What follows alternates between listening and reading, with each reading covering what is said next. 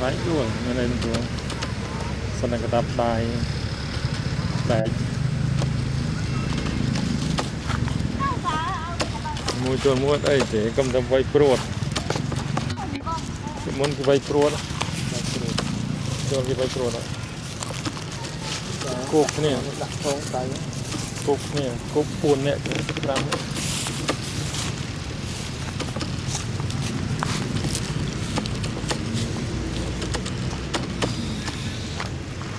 ô mà nó trán nó thoát đó thoát bán trán này nè mong pì mới này chứ ô này này màu có màu đó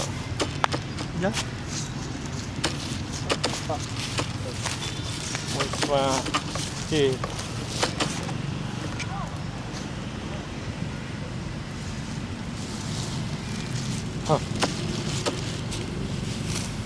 Isro mà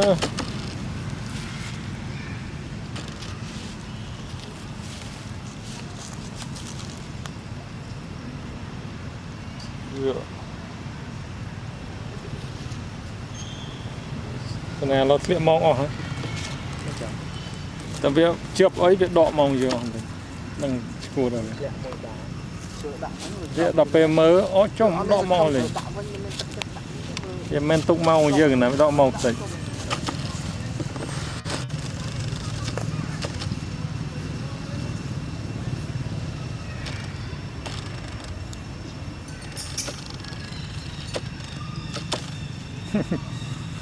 Có spring là mà spring ở thụ này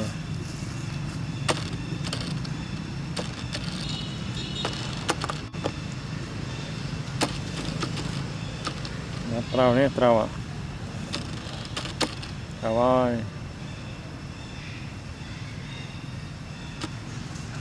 bắt yên trâu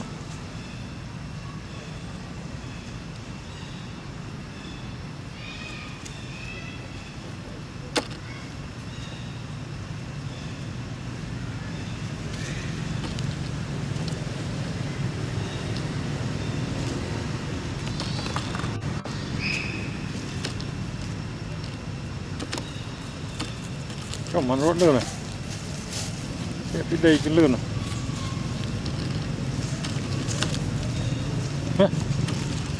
không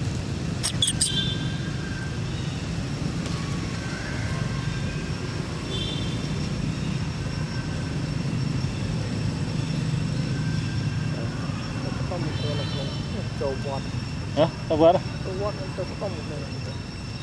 nó không vớt nữa oh shit tao vớt này